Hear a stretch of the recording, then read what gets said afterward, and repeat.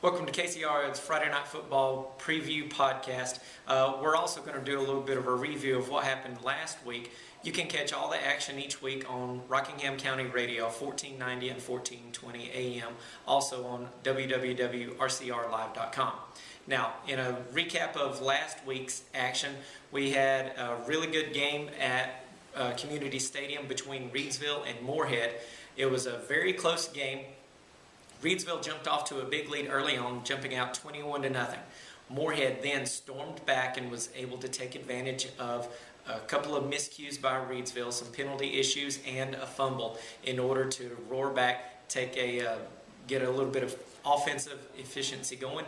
They ended up scoring more points than Reedsville the rest of the way out, but Reedsville had already built that strong lead. So even though Reedsville developed that early momentum, Moorhead kept fighting and showing that Earl Bates is continuing to build that program. They were able to come back, and they only lost 34-24, and there for a short while at the end of the third quarter, it seemed as though Moorhead was actually going to be able to have enough momentum to challenge Reedsville and maybe even take the lead. Reedsville went on a long marching drive, taking up several minutes of the third quarter, marching down 11 plays, going over 70 yards, and then rushing in for a touchdown. And that was basically the momentum killer. After they developed that 21-0 lead, Moorhead went into halftime only down 21-10, and then that's when things really got interesting in the third quarter. Most of the players that were on the team for both Reedsville and Moorhead were having to deal with a lot of humidity. It was a very warm night. It had rained earlier in the day, and so both teams had to deal with a little bit of cramping issues. There were a couple of injuries. So fortunately, we're able to say that no one was seriously injured. That's always the number one goal at the end of every Friday night, is to be able to say that every guy made it out okay. But some cramping issues did shorten some people's nights and make it to where they had to do a little bit more subbing. When you're doing that, that's going to lead right into Reedsville's hands, as they have better depth. They have a little bit more experience on both sides of the ball, and they're going to be able to move people in and out of the lineup with better continuity. Also, one of the things that it was really nice to see for Moorhead was that they opened up their playbook a little bit more. Now, Coach Bates is an offensive coach, but he does play, to a power running game. A lot of times when people are considered to be offensive coaches, they're thought of as passing coaches. Coach Bates really likes to run the ball. Early on in the game, that was really difficult for them to do, but then as they started to spread the field a little bit more, and as they started to clean up their blocking just a little bit more, they were able to move the ball downfield more efficiently. Both of the Dabbs brothers were able to do their jobs great. Will at quarterback had a really strong night, especially running the ball from the quarterback position. Tyler did a really good job from both from the receiving end and as a running back. Tyler got a little bit of the cramp bug late in the third quarter, and that kind of hurt Moorhead for a little spell of time, but he was able to come back and still play effective. Now, one name that I hadn't mentioned yet was Jadakiss Jumper. Jumper had a really good night running the ball, especially on some sweep plays and some end arounds. A little bit of a miscommunication between he and the quarterback when it came to receiving. A couple of passes by Dabbs were off, and Jumper would have had a chance to maybe gain 5 or 6, but they were incomplete passes because they were thrown a little bit behind. Now, one thing about that, though, was that Reedsville's defensive line had really stepped up. They put a lot of pressure on Dabbs, and they were in the backfield often as he would step back to throw. No matter what kind of play action or motion was taking place for Moorhead, Dabbs was always getting a lot of pressure from the Reedsville defense. If the defense is going to do that many times, then it's really hard to develop that continuity and you put the pass where it's supposed to be, because you're running for your life, so how can you be that accurate? Now, on the other side of that, Reedsville was able to execute pretty much at will in the first half, but their quarterback, Khalil Hairston, suffered a little bit of an ankle injury, and that went a long way toward limiting his mobility. So that limiting of his mobility also limited the playbook for Reedsville. In the third quarter, he even went down and was out of the game completely after nearly being sacked, and that made Justin Jackson, a junior backup, come in. Now, Justin has a really strong arm. He's also mobile, but this was his first really extended playing time on the varsity level. So a little bit of a conservative approach by Coach Teague the first series, and then Jackson started to go a little bit faster from there. Now, in that first series, one of the most important plays was a long pass that Coach Teague showed a lot of faith in Jackson on. It was, at the time, the score was 21-10. Moorhead had just created a turnover. It looked like things were going to go the other way, and then all of a sudden Jackson pulls out a nice 25-yard pass to Delonte Enoch, which extends the drive, and then they move down and they get that final breathing room that ends up being the difference in the game. So both of those teams pushing the ball well against each other. Problem is, that means that both defenses were giving up a few too many yards rushing and a few too many yards passing. In fact, one of the biggest plays of the game, first play of the first scoring drive for Reidsville, 50-yard bomb from Khalil Hairston to Malik Lawson.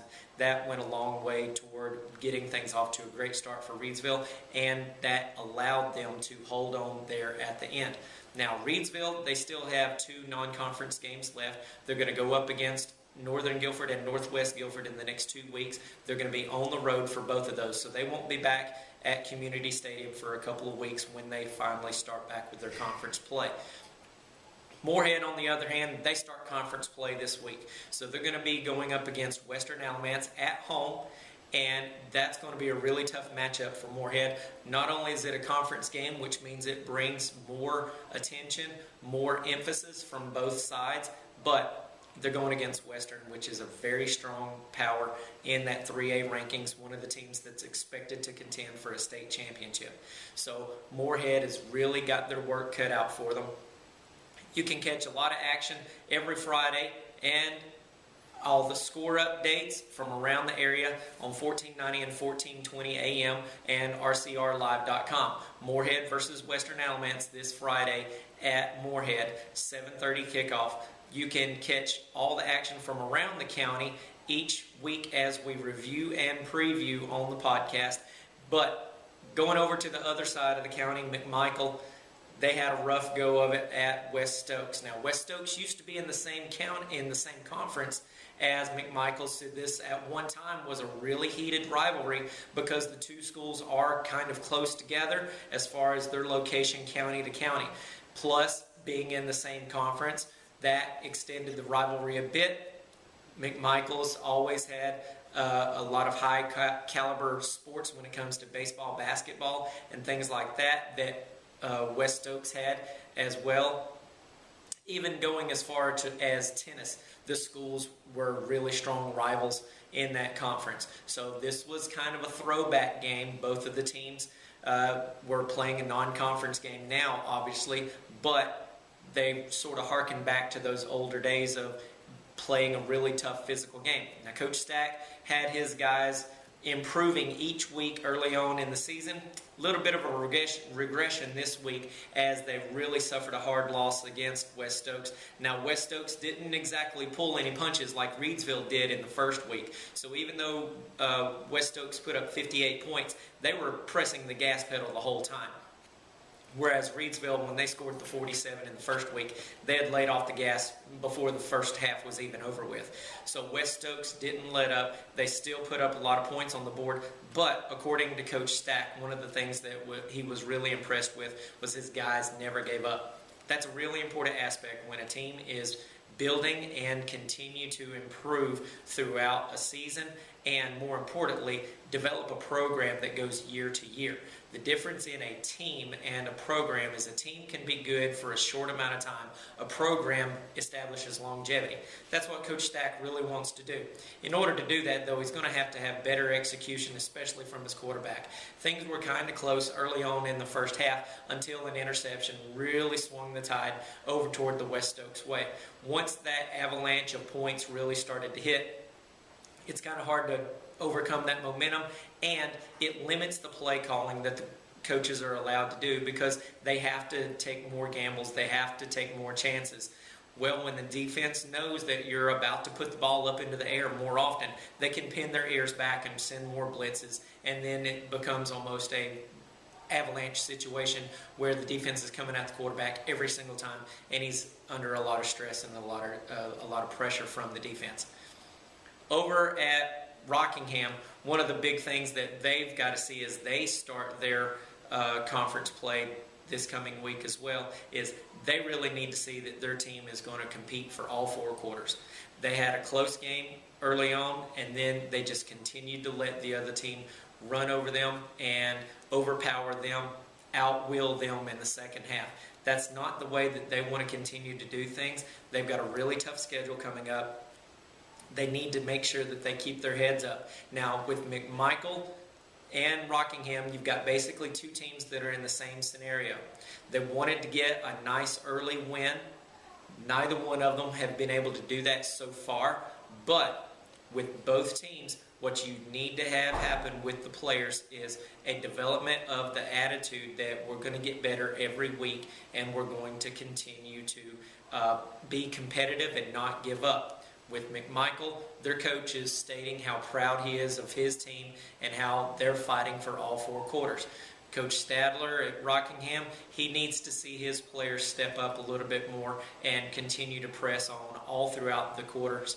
All 4 of them, all throughout the game, so that when they're in a tight game, they can begin to impose their will on another team instead of constantly having the will of the other team imposed on them. Rockingham has an advantage when it comes to some of their positions. They've got a lot of big, strong, athletic kids at that school. So it's going to be a matter of them changing mindset and a matter of them continuing to press on, even though they've got a tough schedule coming up. Again, all throughout the games on Friday nights, you can catch updates whether Rockingham County Radio is covering one school's game or not. We are giving updates throughout the scores every Friday night on rcrlive.com. You can catch those games streaming live on the internet, at home, on your phone while you're in the stands, or you can catch them on the radio while you're in the car on the way to the game, or however you wish. That's going to be a big positive for those of you that are traveling to and from, especially once the games start to get a little bit colder and some folks decide to stay home more often. Now, this week, Moorhead and Western Alamance is going to be the game of the week. What we really want to see out of both of those is that good conference action.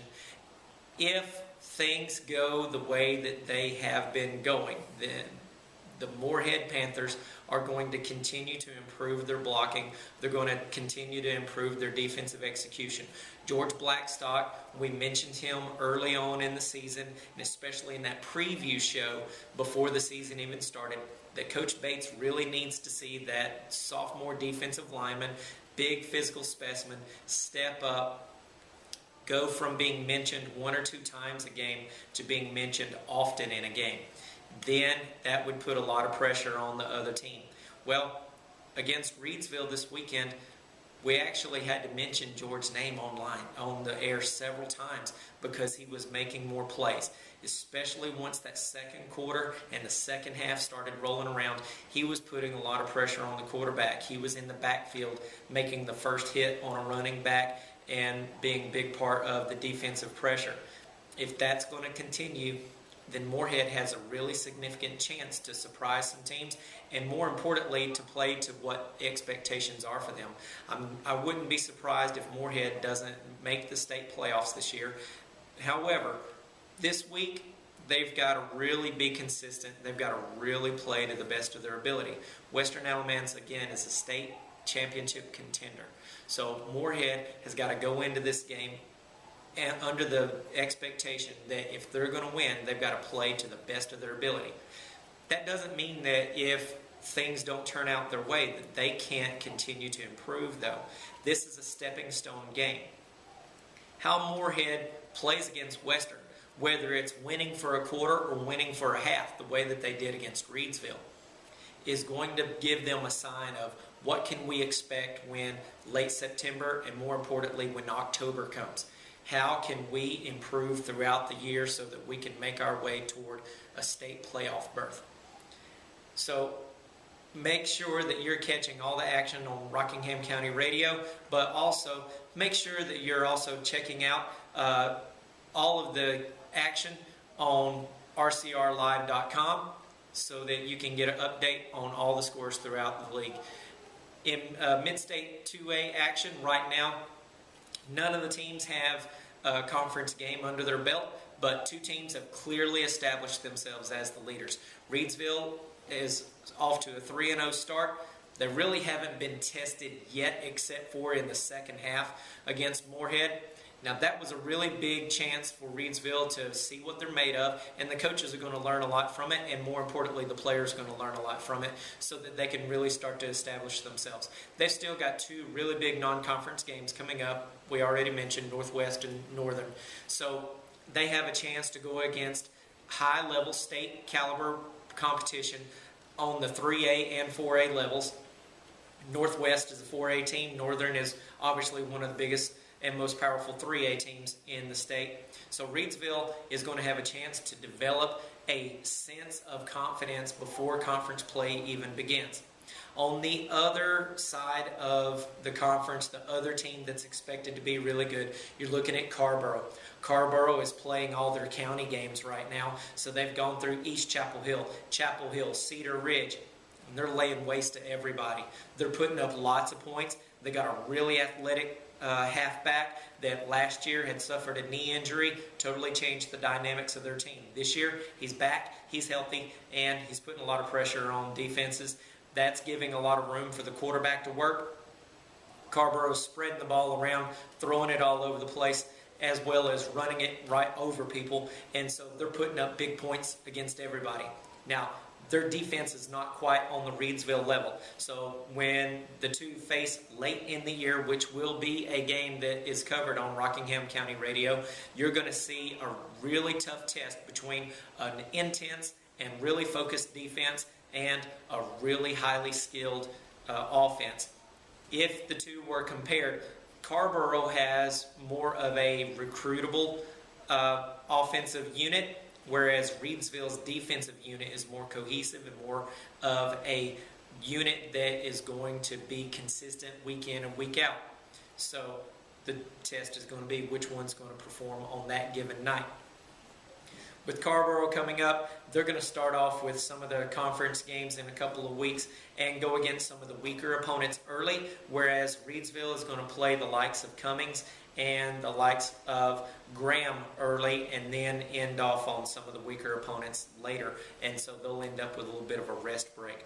Now, the non-conference games for the 3A, we already mentioned, those are over. So expect a big change in lineup. McMichael is going to have to go against Eastern Alamance this weekend at McMichael. That should be a bit of a test for McMichael as far as do they have the mindset to continue to fight and persevere as they learn and as they develop that cohesive sense of what they're supposed to do.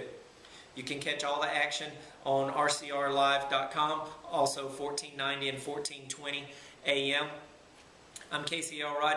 One of the things that we're going to like to see coming up is some more action and some more scores throughout the area. So those of you that are at the games, make sure that you look online and listen to those games on rcrlive.com. And we're going to start to add a few dynamic things about the broadcast where we mention some things that are going on in the stands. So we'll interact with the fans a little bit more often and make sure that we can see people in the stands on their phones using the RCR Live website. So we're looking forward to more broadcasting throughout the season, and we're getting to come up on the fall weather. It's going to be football weather this weekend, a little bit of cooler temperatures. Things should be a little bit more comfortable, so hopefully the crowds are going to be bigger. We're looking forward to that. We'll catch you every Friday night at the ball games. You can catch the pregame show at 7 o'clock and then live broadcast kickoff at 7:30.